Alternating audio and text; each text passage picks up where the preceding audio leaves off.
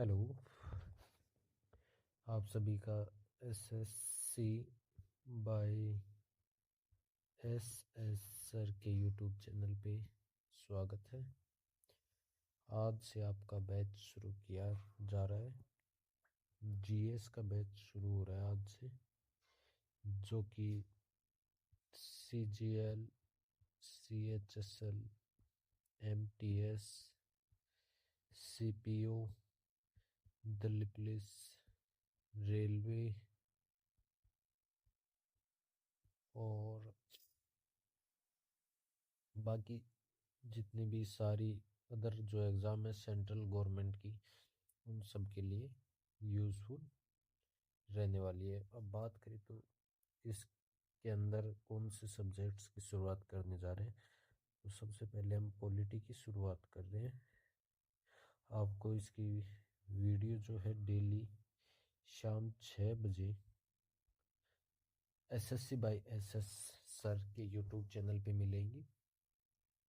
अभी क्लासेस की वीडियो आपको यूट्यूब पे अपलोड मिलेंगी। उसके बाद में लाइव क्लासेस भी चालू की जाएंगी। जीएस का जो कंप्लीट बैच है वो यहाँ पे कंप्लीट करवाया जाएगा। और अभी पॉलिटी से शुरू करके हम लोग स्टार्ट कर रहे हैं। बाकी जो जितने भी सब्जेक्ट है, अदर सब्जेक्ट, वो सभी यहाँ पे आपको कवर करवाए जाएंगे। और ये तैयारी हो रही है सीजीएल 2026 के लिए।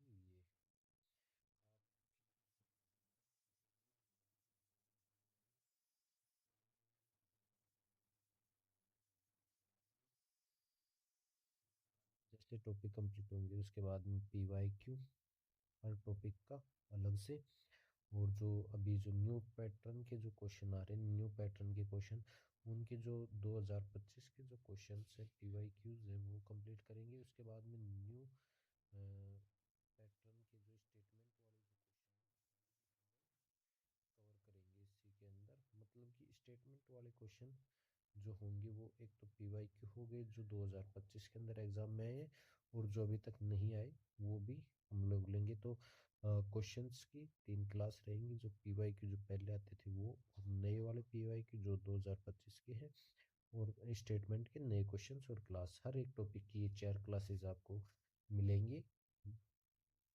तो ये हमारा पढ़ाने का तरीका रहने वाला है। तो क्लास शुरू करते हैं आज की। बता दें कि पॉलिटी जो है उसकी बात करें तो उसमें लगभग जो अपने को मानते हैं पॉलिटी मतलब कि अपना जो इंडिया का जो कॉन्स्टिट्यूशन है वही जो है वो पॉलिटी है। जो भी कुछ कॉन्स्टिट्यूशन के अंदर है वो सब की सब पॉलिटी है। तो कॉन्स्टिट्यूशन की बात करें तो कॉन्स्टिट्यूशन की शुरुआत करने से पहले अपन को पढ़ना पड़ेगा कि जो कॉन्स्टिट्यूशन है उसका निर्माण किस प्रकार से होता है, कैसे क्या उसकी संरचना होती है, वो कॉन्स्टिट्यूशन जो है वो बनता कैसे है।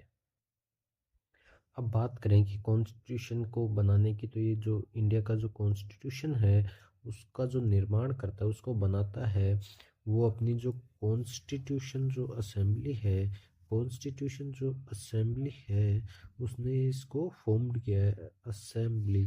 तो अब असेंबली की बात करें तो ये क्या थी, कॉन्स्टिट्यूशन असेंबली ये कहाँ से आई।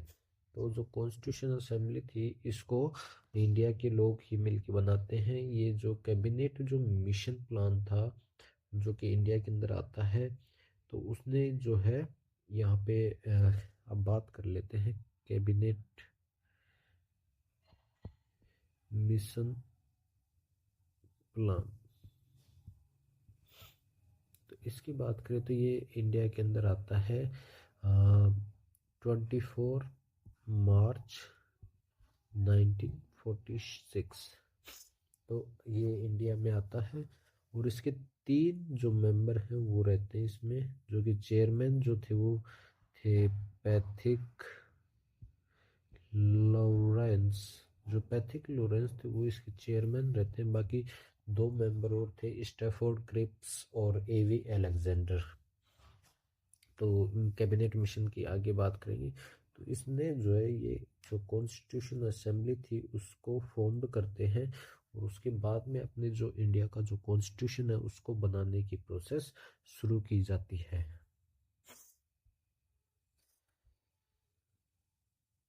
अब इसमें हम जो फर्स्ट चैप्टर जो हमने डिसाइड किया है मेकिंग ऑफ कॉन्स्टिट्यूशन, उसमें 4 सब टॉपिक जो हैं वो डिसाइड किए हैं। Demand of constitution assembly, constitution assembly है उसकी डिमांड कहाँ से हुई, क्या ज़रूरत पड़ी, तो उसके बारे में इसमें देखेंगे। फिर उसके बाद में जो कैबिनेट मिशन प्लान आता है उसके बारे में देखेंगे। फिर जो कमेटीज़ बनी जिसके अंदर कॉन्स्टिट्यूशन, जो इंडिया का जो कॉन्स्टिट्यूशन है वो बना, उसके अंदर कमेटीज़ बनी, अलग अलग काम के लिए अलग अलग कमेटी बनी, तो उनके बारे में देखेंगे। और जो सोर्स ऑफ कॉन्स्टिट्यूशन है, कॉन्स्टिट्यूशन कहाँ से क्या लिया गया है, क्या सोर्स रहा है, उसके बारे में देखेंगे। तो ये 4 जो टॉपिक हैं उनके बारे में हम लोग इस चैप्टर के अंदर डिस्कस करेंगे। उसके बाद में अपना जो मेकिंग ऑफ कॉन्स्टिट्यूशन है उसके सभी चीज़ें कवर होंगी। तो अब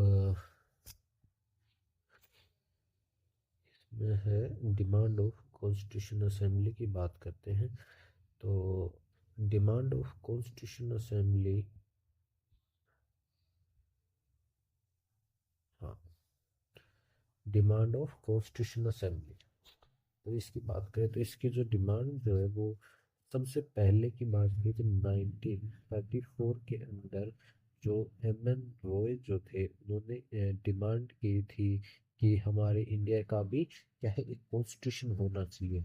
उसके बाद में जब 1935 में जो कांग्रेस जो पार्टी थी, कांग्रेस जो थी, उन्होंने भी इस चीज़ के लिए डिमांड किया कि इंडिया के कॉन्स्टिट्यूशन असेंबली होनी चाहिए। उसके बाद में 1936 के अंदर जो पंडित जवाहरलाल नेहरू थे उन्होंने जो है इसकी डिमांड की कि इंडिया की जो कॉन्स्टिट्यूशन असेंबली वो होनी चाहिए। और इसकी डिमांड कहाँ पे की, लखनऊ, लखनऊ सेशन, जो कांग्रेस का जो लखनऊ सेशन हुआ उसके अंदर इन्होंने इस चीज़ की डिमांड की 1936 के अंदर।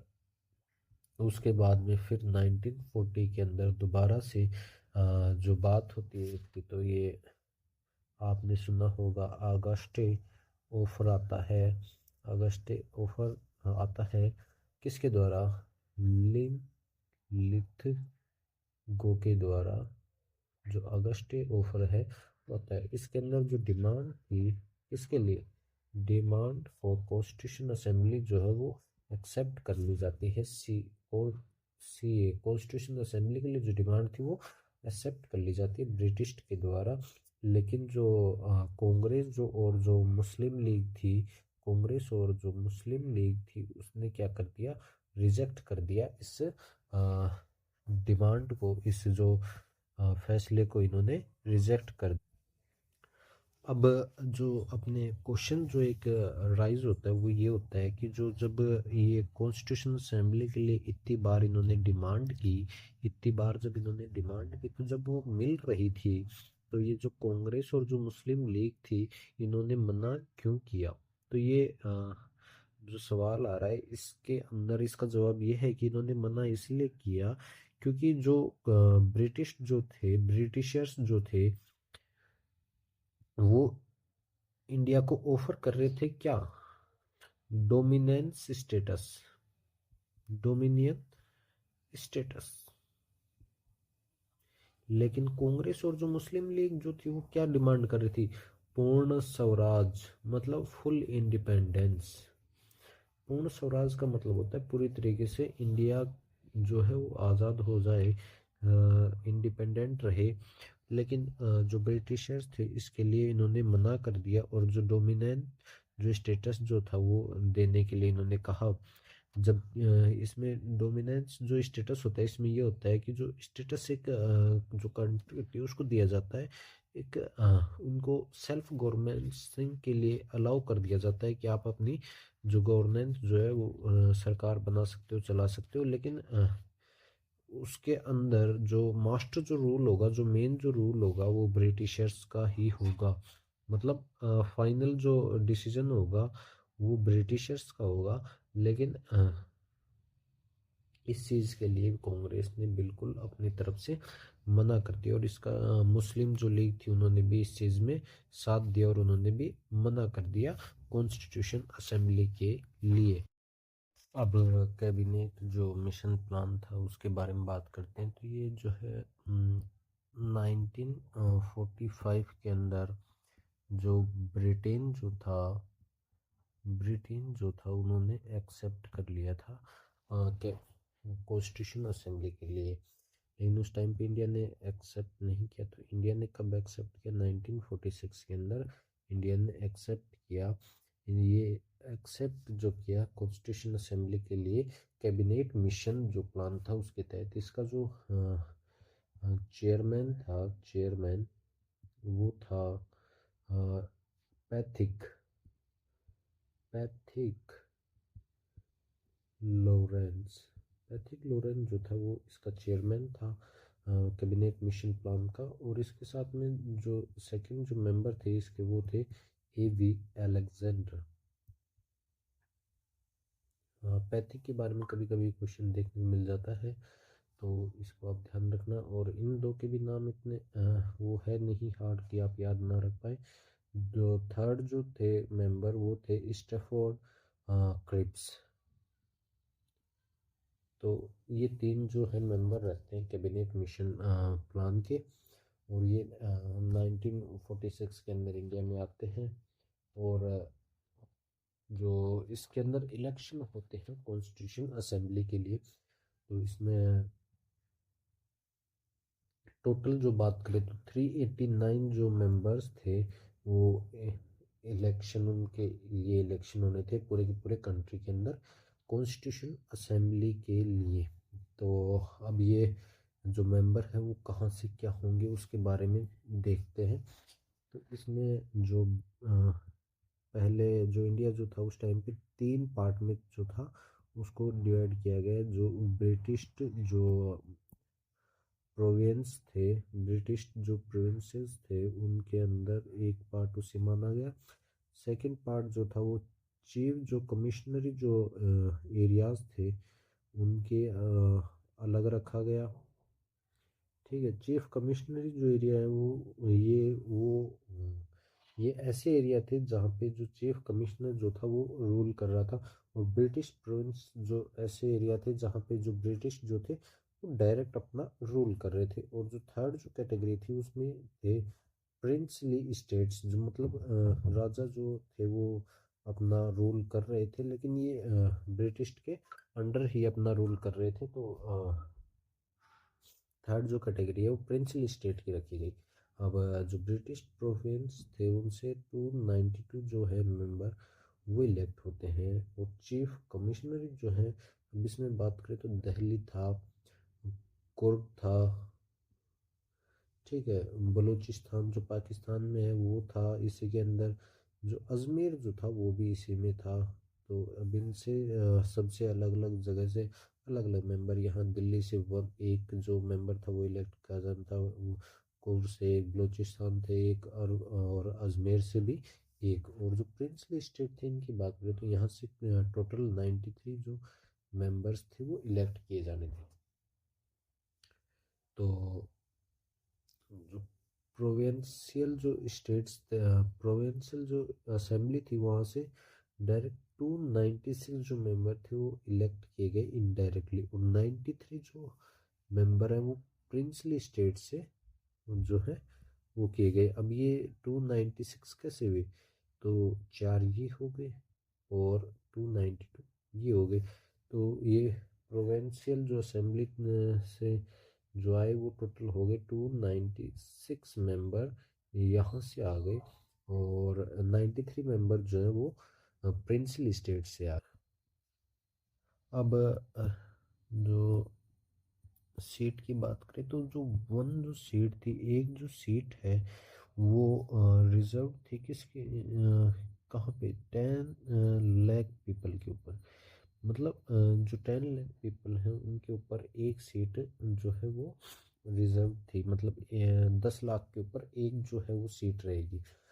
अब इसकी जो इलेक्शन की जो कैटेगरी जो है वो फॉर्म की गई तो उसमें तीन कैटेगरी रखी गई। मुस्लिम, सबसे पहली कैटेगरी मुस्लिम रही, उसके बाद में सिख, और उसके बाद में जो थर्ड कैटेगरी रखी उसमें अदर रखी। अदर में जितने भी जो जनरल थी, जितनी सारी बची हुई हो गई वो सभी अदर्स में आ गई। अदर्स में ही हिंदू जो है वो अदर्स में इंक्लूड किए गए।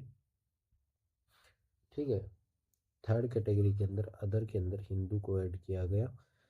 तो इसके बाद में इलेक्शन होते हैं। जो इलेक्शन जो है वो जुलाई और अगस्त में होते हैं।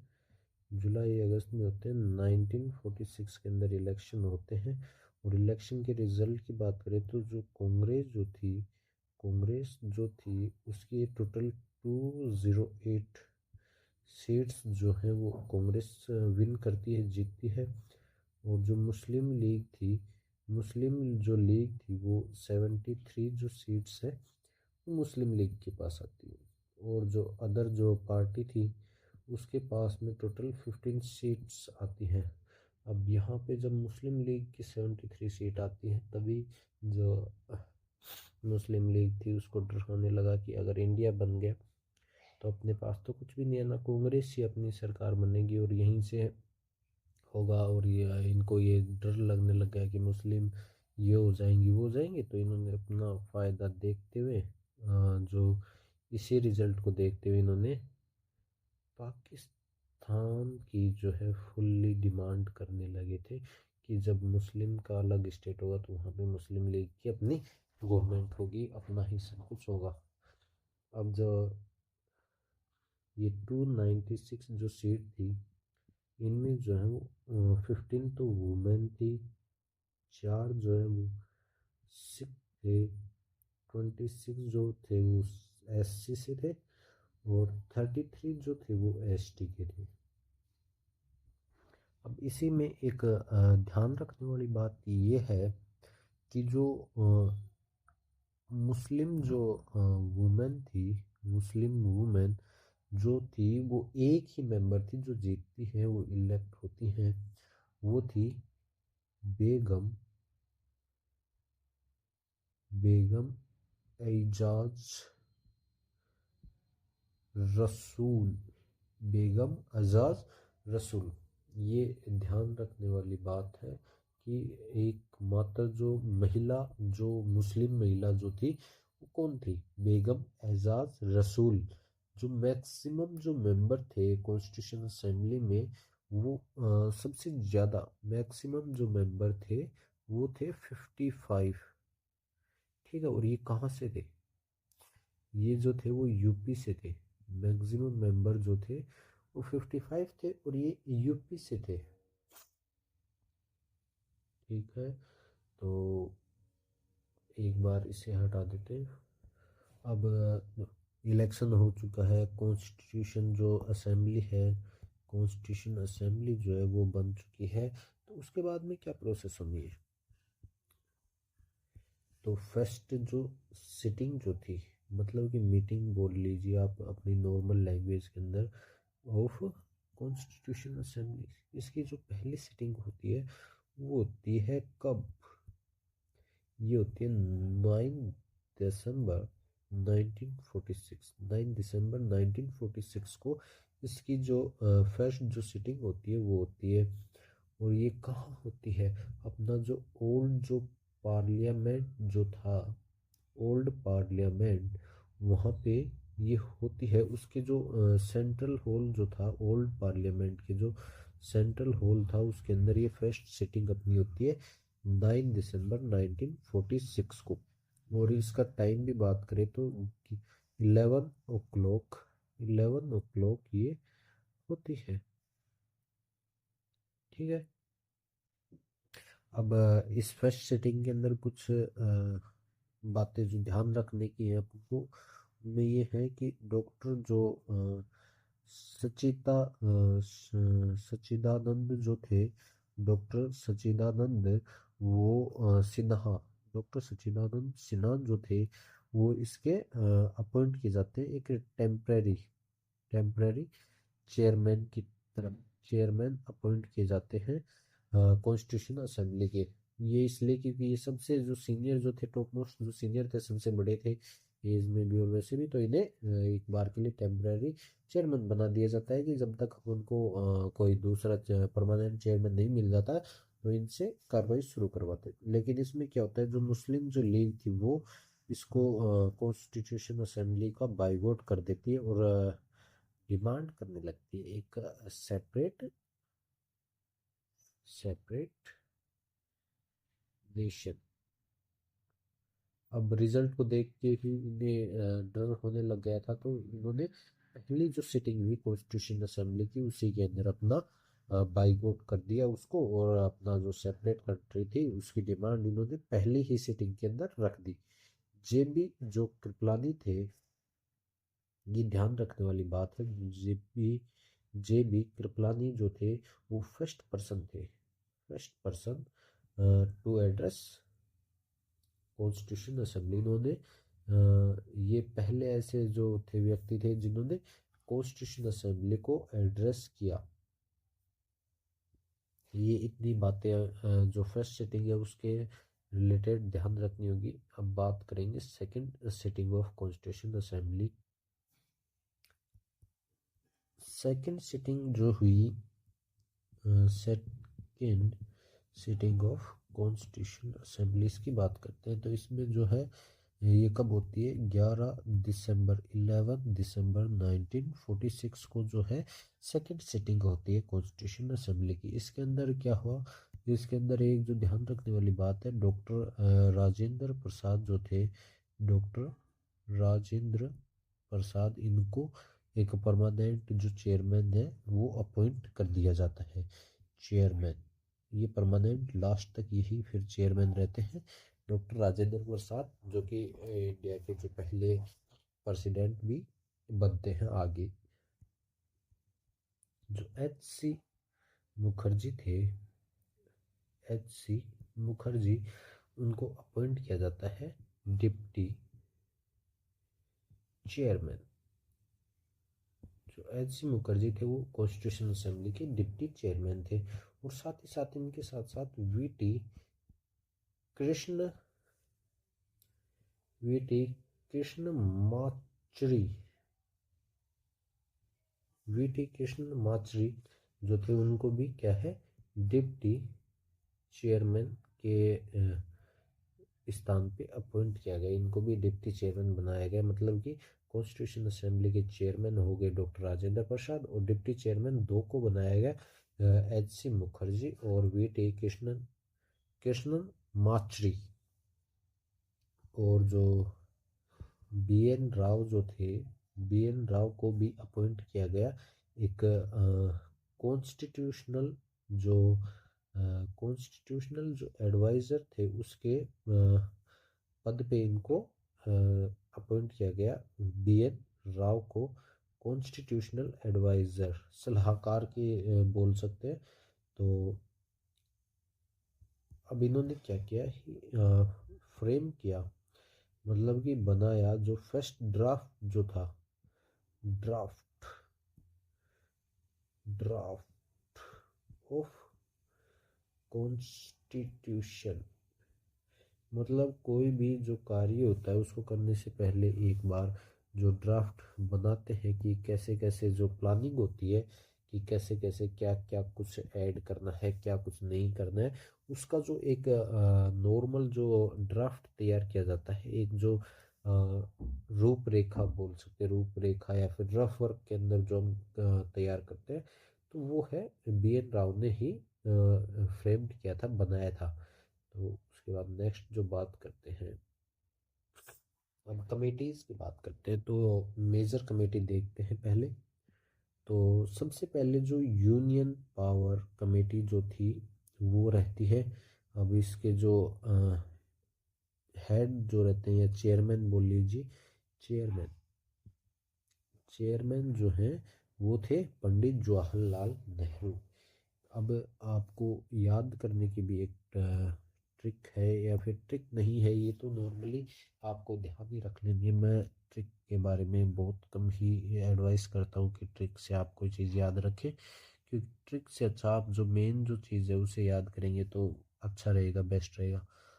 अब इसमें जो यूनियन या फिर स्टेट भी आप यूनियन ही ले सकते हैं। ऐसी जितनी भी कमेटी थी उन सब के जो चेयरमैन थे वो थे Jawaharlal Nehru. Union constitution committee, union power committee, states committee, इनके जो चेयरमैन थे वो पंडित जवाहरलाल नेहरू थे। Rules of procedure committee, rules of procedure committee और स्टीयरिंग कमेटी, इनके जो हेड थे वो राजेंद्र प्रसाद थे। अब राजेंद्र प्रसाद जो थे वो किसके थे? Rules of procedure committee, steering committee, इनके जो चेयरमैन थे वो राजेंद्र प्रसाद थे। प्रोविंशियल, प्रोविंशियल देख के आपको वो आ गया होगा ध्यान में कि मतलब कि सभी को एक करने के अंदर जो सबसे जो मेन जो थे वो थे सरदार पटेल। तो इसके जो चेयरमैन थे वो थे Sardar Patel. Constitutional provincial constitution committee के और एडवाइजरी कमेटी फंडामेंटल राइट्स पे, माइनॉरिटीज़ पे, ट्राइबल पे, एक्सक्लूसिव एरिया पे, तो उनके भी सरदार पटेल ही थे। और ड्राफ्टिंग कमेटी, ये आपको ध्यान रखना है कि इसमें डॉक्टर भीमराव अंबेडकर इसके ड्राफ्टिंग कमेटी के चेयरमैन थे। अब इस एडवाइजरी कमेटी में आप एक चीज़ और ध्यान रख सकते हैं, इसको दो सब कमेटी में बांटा गया था।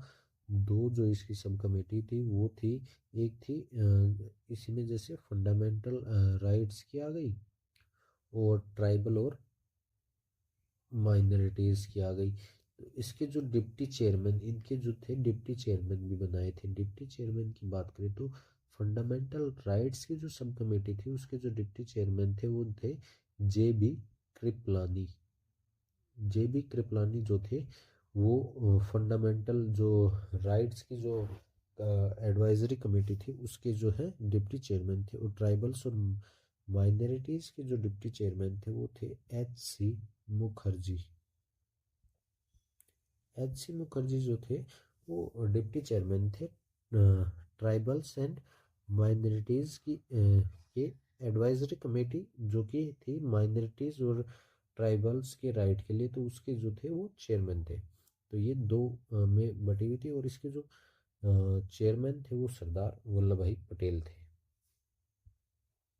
एक इसी में आपको ध्यान रखना है कि जो हाउसिंग जो कमेटी थी, हाउसिंग कमेटी, उसके जो चेयरमैन थे वो थे पट्टाभी पट्टाभी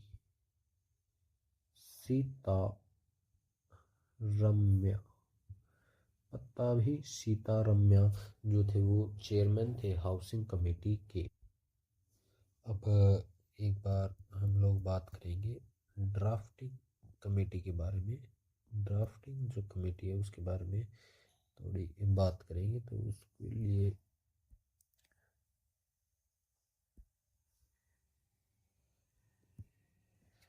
जो ड्राफ्टिंग कमेटी है वो फॉर्म की जाती है 29 अगस्त 1947 को। और इसमें जो टोटल जो मेंबर थे 7 मेंबर्स थे स्टार्टिंग के अंदर। और इसके जो चेयरमैन थे वो मैंने आपको बताया, चेयरमैन जो थे वो थे डॉक्टर भीमराव अंबेडकर। डॉक्टर भीमराव अंबेडकर जो थे इस ड्राफ्टिंग कमेटी के चेयरमैन थे। और मेंबर्स की बात करें तो 6 जो मेंबर्स थे वो थे, उनमें से 2 जो मेंबर हैं वो रिप्लेस किए जाते हैं। तो उसके आपको उनके बारे में ध्यान रखना था। जो बी एल मित्र जो हैं वो रिप्लेस किए जाते हैं किसके द्वारा? रिप्लेस बाय माधव राव, इनके द्वारा इनको रिप्लेस किया जाता है। बी एल मित्र को रिप्लेस किया जाता है एन माधव राव। और जो डीपी जो खेतान जो थे, डीपी खेतान, उनको वो रिप्लेस किए जाते हैं T T Krishna T T Krishnamachari Krishnamachari इनके द्वारा ये रिप्लेस किए जाते हैं डीपी खेतान। अब कुछ जो माइनर कमिटीज़ हैं उनमें से जो इम्पोर्टेंट है उनकी बात करते हैं। जो इम्पोर्टेंट जो माइनर कमेटीज़ हैं वो उनके बारे में बात करते हैं। तो उनमें सबसे पहले है हाउसिंग कमेटी, जिसके बारे में मैंने आपको बता दिया। हाउसिंग कमेटी के जो चेयरमैन थे वो थे बी पत्ताभी सीतारम्या, बी पत्ताभी सीतारम्या। और जो दूसरी जो इसमें थोड़ी इम्पोर्टेंट है वो है order of business, order of business committee. इसके जो चेयरमैन थे वो थे डॉक्टर के एम डॉक्टर के एम मुंशी। तो एक और जो इम्पोर्टेंट इसमें कमेटी थी वो थी finance and staff committee. Finance की बात हो रही है तो मेन तो थी ही कमेटी, और इसके जो हेड थे, चेयरमैन जो थे वो थे राजेंद्र प्रसाद, डॉक्टर राजेंद्र प्रसाद जो थे वो चेयरमैन थे फाइनेंस एंड स्टाफ कमेटी के। और पूरा जो भी खर्चा जो था फाइनेंस का मैनेजमेंट वो इसी कमेटी ने देखा था। और जो बात करें तो committee on chief commissioners province, इसके भी जो थे चेयरमैन वो पी पिता भी सीतारम्या ही थे। और साथ ही साथ जो फंक्शन ऑफ कॉन्स्टिट्यूशन असेंबली थी उसके जो चेयरमैन थे, उस कमेटी के जो चेयरमैन थे वो जीवी मावलंकर थे। लिंग्विस्टिक प्रोविंस कमेटी जो थी, लिंग्विस्टिक मतलब लैंग्वेज, तो इसके जो चेयरमैन थे वो एस के धार थे। Special committee to examine the draft constitution जो ये थी, तो इसके जो थे चेयरमैन वो पंडित जवाहरलाल नेहरू थे। Special committee to examine the draft constitution, मतलब कि जो ड्राफ्ट जो कॉन्स्टिट्यूशन है उसको भी एग्जामाइन करने के लिए कमेटी थी। और उसके जो चेयरमैन थे वो पंडित जवाहरलाल नेहरू थे। और जो प्रेस गैलरी कमेटी थे उसके जो चेयरमैन थे वो थे उषा नाथ Sen.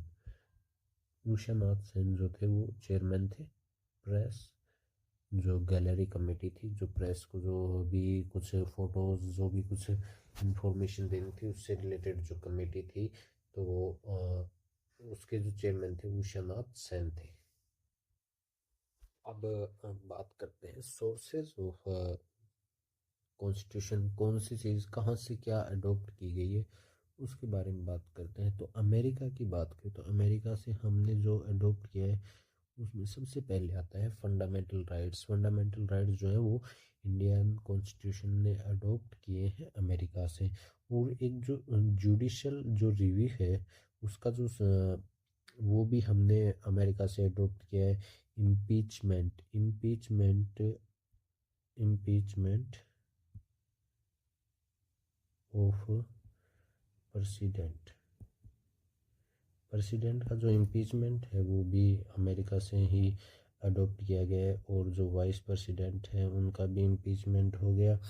Idea of preamble, preamble का जो आइडिया है वो भी अमेरिका से ही अडॉप्ट किया गया है। और साथ ही साथ में इंडिपेंडेंट जुडिशरी, जो जुडिशरी जो है वो अपनी इंडिपेंडेंट है। इंडिपेंडेंट कैसे है, क्योंकि यहाँ पे जो है वो सरकार का जो गवर्नमेंट है उसका जो है वो रोल बहुत ही कम है। बहुत ही कम क्या, नाम मात्र है। मतलब जुडिशरी जो है वो इंडिपेंडेंट है, अपनी मर्जी से जो कुछ भी करना चाहे वो कर सकती है।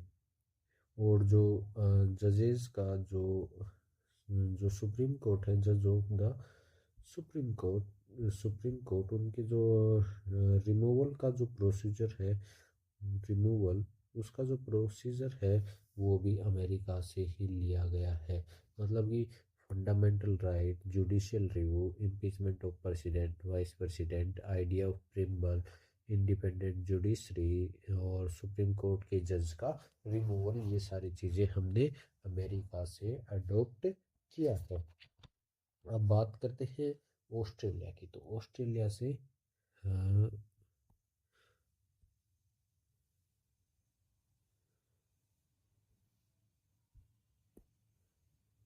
ऑस्ट्रेलिया की बात करें तो ऑस्ट्रेलिया से सबसे पहली चीज़ जो जॉइंट सिटिंग है, ये क्वेश्चन बहुत बार बनता है कि joint sitting of both houses कहाँ से क्या अडॉप्ट किया गया। Joint sitting of both house, ये हमने जो है वो अडॉप्ट किया है ऑस्ट्रेलिया से। उसके बाद में जो कंकरेंट लिस्ट जो है वो कंकरेंट लिस्ट, इसकी बात करें तो ये भी ऑस्ट्रेलिया से अडॉप्ट किया है। और साथ ही साथ जो ट्रेड जो है उसकी जो फ्रीडम है, ट्रेड की जो फ्रीडम है, और जो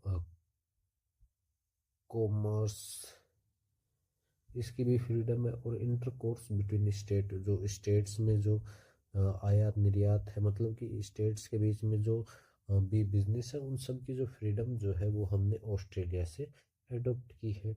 और सेंटर एंड स्टेट, मतलब सेंटर और स्टेट की जो रिलेशन है वो भी हमने ऑस्ट्रेलिया से ही अडॉप्ट किया है कि स्टेट और सेंटर के अंदर किस तरीके से रिलेशन होना चाहिए, किस तरीके से कोऑपरेशन होना चाहिए, कैसे क्या काम होना चाहिए, वो सारी चीज़ें ऑस्ट्रेलिया से इंडिया ने अडॉप्ट किया है सेंटर और स्टेट के रिलेशन के लिए। अब जो बात आ रही है वो आती है कनाडा की। तो कनाडा से हमने क्या क्या अडॉप्ट किया है तो उसके बारे में देखते हैं। जो फेडरल जो सिस्टम है, जो फेडरल जो सिस्टम है वो हमने जो अडॉप्ट किया है वो कनाडा से किया है फेडरल सिस्टम। लेकिन इसके अंदर जो है वो सेंटर जो है वो स्ट्रॉन्ग है, जो सेंटर जो स्ट्रॉन्ग है वो भी कनाडा से ही हमने अडॉप्ट किया है कि सेंटर को स्ट्रॉन्ग रखना है। और फेडरल सिस्टम है, मतलब स्टेट और जो सेंटर है उसके बीच में सब चीज़ें क्लियर होनी चाहिए। जो अपॉइंटमेंट है, अपॉइंटमेंट ऑफ गवर्नर, वो भी हमने कनाडा से अडॉप्ट किया है। और ये किसके रिकमेंडेशन पे, on the recommendation of centre, central government. अब और जो एक जो कनाडा से हमने लिया है वो ये है एडवाइजरी, जो एडवाइजरी जो जुडिस एडवाइजरी जो जुरिडिक्शंस हैं, एडवाइजरी जुरिडिक्शंस, उनकी बात करें ऑफ सुप्रीम कोर्ट की, मतलब जो सुप्रीम कोर्ट की जो एडवाइस देना जो है किसी भी चीज़ के ऊपर, किसी भी मैटर में, तो वो हमने कनाडा से लिया है। तो एक जो रेसिड्यूअरी जो रेसिड्यूअरी रेसिड्यूअरी जो पावर्स हैं वेस्टेड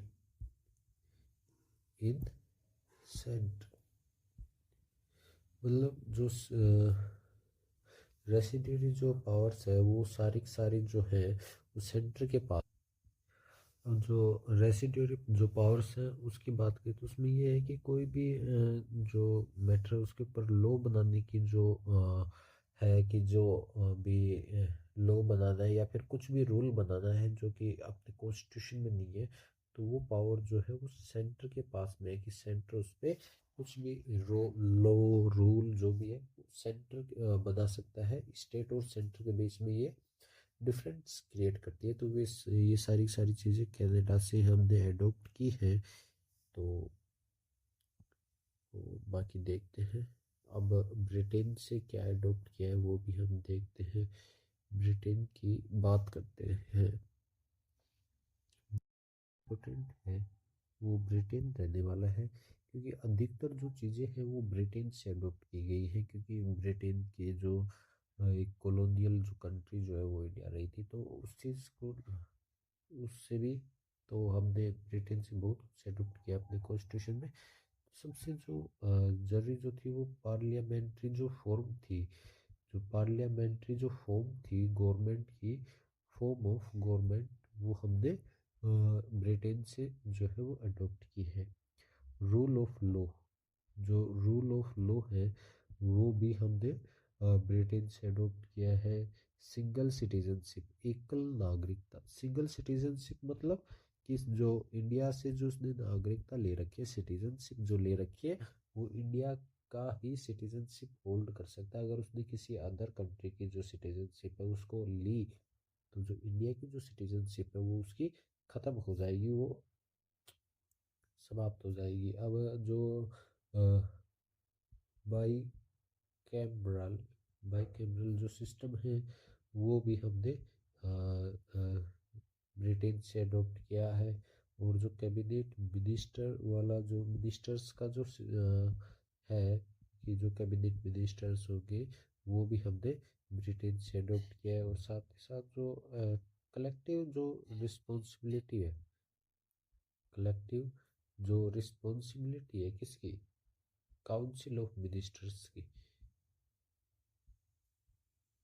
काउंसिल ऑफ मिनिस्टर्स की जो रिस्पॉन्सिबिलिटी है to lower house, lower house के रिगार्डिंग जो लोअर हाउस के प्रति जो काउंसिल ऑफ मिनिस्टर है उनकी जो रिस्पॉन्सिबिलिटी है वो सबकी कलेक्टिवली है, ना कि एक प्रेसिडेंट या फिर प्राइम मिनिस्टर एक की नहीं है, वो सभी की सभी जो है उन सभी की कलेक्टिव रिस्पॉन्सिबिलिटी है कि वो इस चीज़ का ध्यान रखे, वो लोअर हाउस की जो भी रिस्पॉन्सिबिलिटी है उसके ऊपर अपना कार्य करे। जो रिट्स की जो है बात करें, रिट्स जो है वो हमने ब्रिटेन से अडॉप्ट किया है।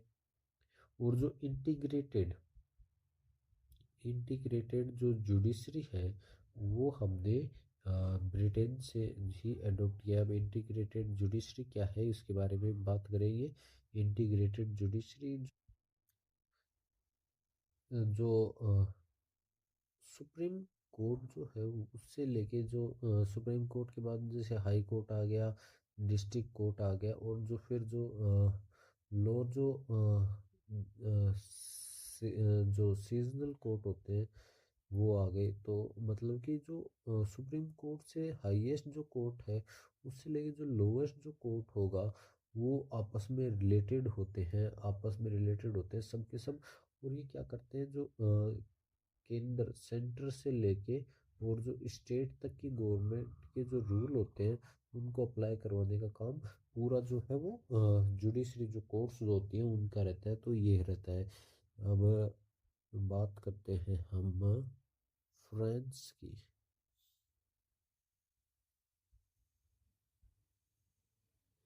फ्रांस से हमने क्या अडॉप्ट किया है तो उसके बारे में देखते हैं।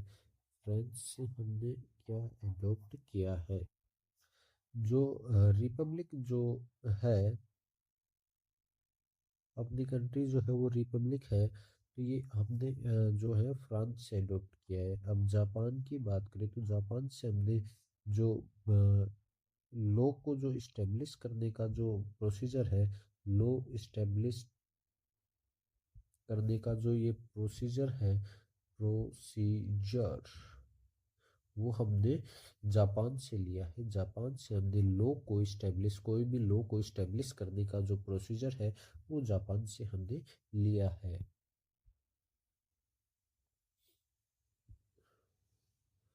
अब बात करते हैं जर्मनी की। जर्मनी की बात करें तो जर्मनी से हमने लिया है जो फंडामेंटल राइट्स होते हैं उनका सस्पेंशन को ख़त्म करना। कब?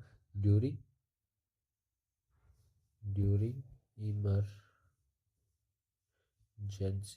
इमरजेंसी के टाइम पे जो फंडामेंटल राइट्स जो है वो ख़त्म होते, तो वो हमने जर्मनी से लिया है कि इमरजेंसी के टाइम पे कोई भी फंडामेंटल राइट जो है वो लागू नहीं रहेगा, वो सब के सब खत्म हो जाते हैं। वो हमने जर्मनी से लिए। रशिया की बात करें तो रशिया से हमने क्या लिया, फंडामेंटल ड्यूटीज जो है वो रशिया से अडॉप्ट किया है।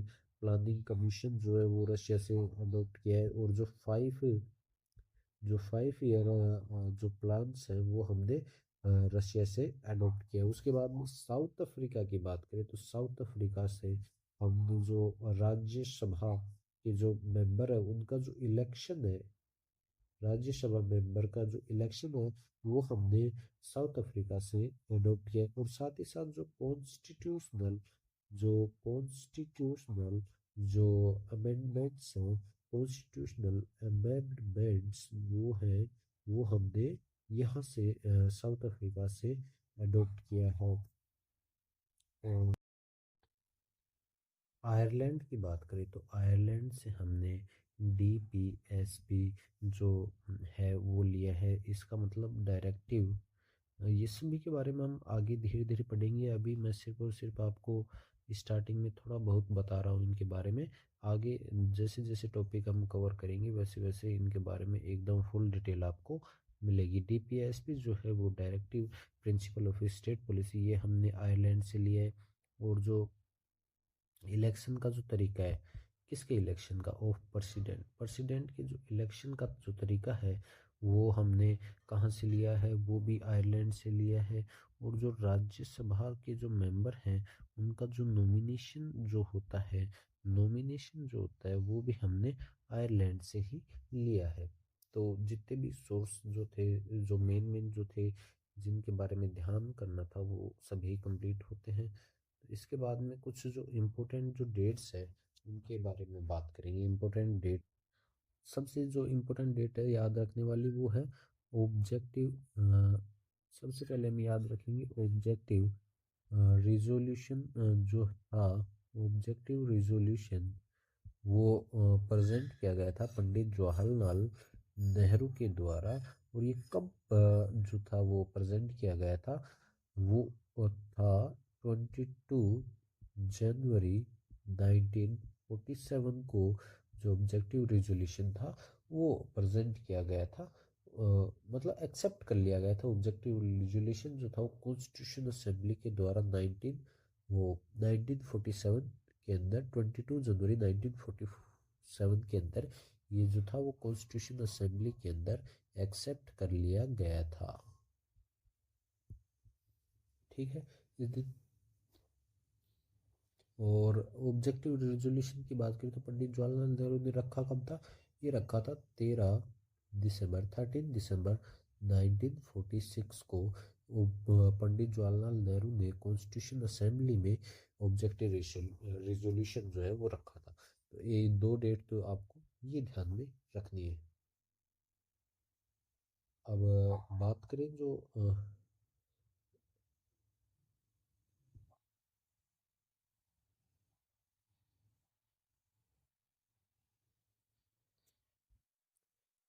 सिटीजनशिप थी, सिटीजनशिप से रिलेटेड जो भी रूल थे, इलेक्शन से रिलेटेड जो भी थे, इलेक्शन से रिलेटेड, और जो प्रोविंशियल जो पार्लियामेंट थी उनसे जो भी रिलेटेड जो भी कुछ था वो एक्सेप्ट किया जाता है, मतलब एडॉप्ट किया जाता है कब, 26 नवंबर 1949 को ये अडोप्ट किया जाता है और इम्पोज किया जाता है। फिर 26 जनवरी 1950 को ये सब के सब इम्पोज किए जाते हैं, मतलब लगा दिए जाते हैं। ये लिख लीजिए आप, एडोप्टेड, और ये हो गया एनफोर्स्ड, मतलब लागू कर देना, लगा देना। और जो आपकी थी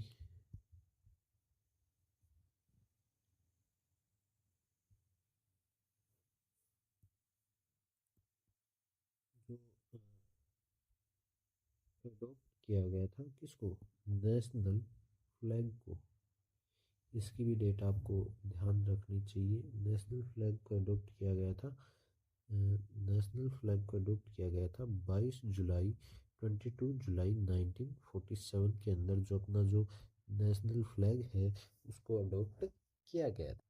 अब आपको कुछ जो इम्पोर्टेंट है उनके बारे में बताते हैं। इम्पोर्टेंट जो बातें हैं जो आपको ध्यान रखनी है, तो सबसे पहले जो कॉन्स्टिट्यूशन है उसका जो सिंबल है उसकी बात करते हैं। सिंबल जो है वो एलिफेंट है। ये इसलिए क्योंकि जिस तरह एलिफेंट बड़ा है तो उसी तरह अपना जो कॉन्स्टिट्यूशन है वो भी बहुत बड़ा है।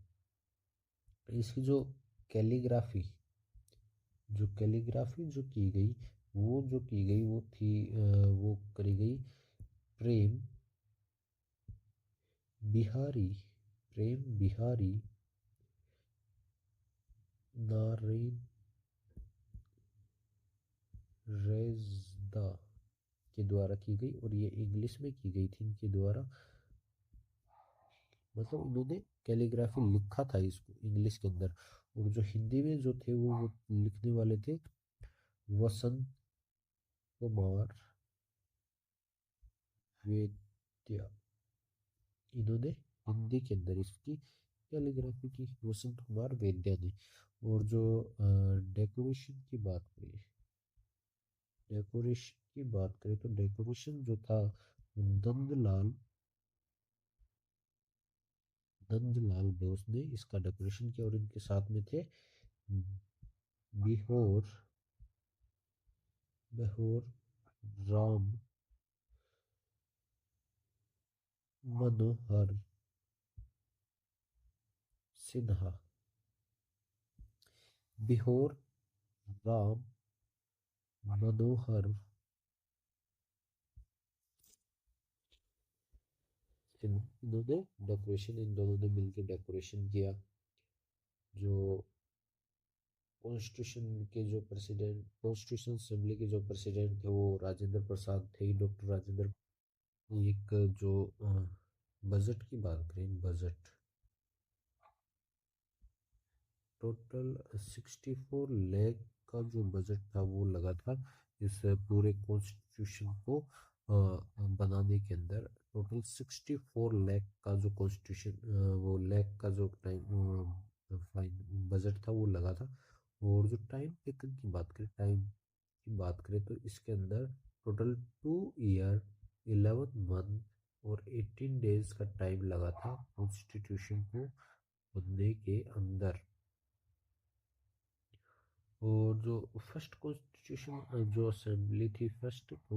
असेंबली थी उसके अंदर टोटल 211 मेंबर जो थे वो वहाँ पे प्रेजेंट थे। और ड्राफ्ट की बात करें तो फाइनल जो ड्राफ्ट था वो प्रेजेंट किसके द्वारा किया गया था। ड्राफ्टिंग कमेटी के जो चेयरमैन थे वो भीमराव अम्बेडकर थे, तो उनके द्वारा ही जो फाइनल ड्राफ्ट था वो प्रेजेंट किया गया। ठीक है, और ये प्रेजेंट किया गया था 4 नवंबर 1948 से पहले। और 26 नवंबर 1949 को कॉन्स्टिट्यूशन जो था वो अडोप्ट कर लिया गया था। अडोप्ट स्वीकार कर लिया गया था। और इसी दिन हम लोग जो है वो कॉन्स्टिट्यूशन डे के नाम से इसे सेलिब्रेट करते हैं। ठीक है, और 26 नवंबर 1949 को जो आपको मैंने पहले बता दिया कि जो सिटीजनशिप इलेक्शन और प्रोविजनल पार्लियामेंट जो है वो इम्पोज कर दिए गए थे इसी दिन से। और जो इसको बताते हैं,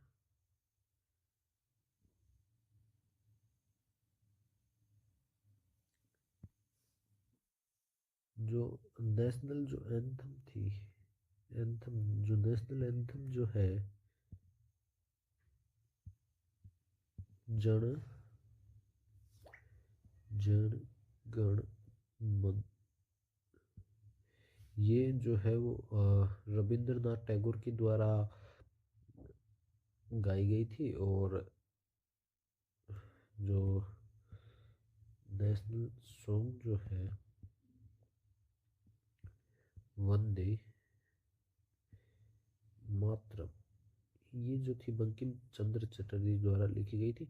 तो इन दोनों को जो है वो 24 जनवरी 1950 के अंदर एडॉप्ट किया गया था। ठीक है, 1950 के 24 जनवरी 1950 में नेशनल एंथम और नेशनल सॉन्ग दोनों को एडॉप्ट किया गया था। और जो कॉमनवेल्थ जो कॉमनवेल्थ की जो मेंबरशिप जो थी वो इंडिया ने कब ली थी, वो ली थी मई 1949 के अंदर। ठीक है, और जो 26 जनवरी 1950 को जो राजेंद्र प्रसाद थे उनको जो है फर्स्ट जो है प्रेसिडेंट वो इलेक्ट किया गया था। इंडिया का फर्स्ट जो प्रेसिडेंट थे वो राजेंद्र प्रसाद 26 जनवरी 1950 को ही इलेक्ट किए वो इलेक्ट किए गए थे।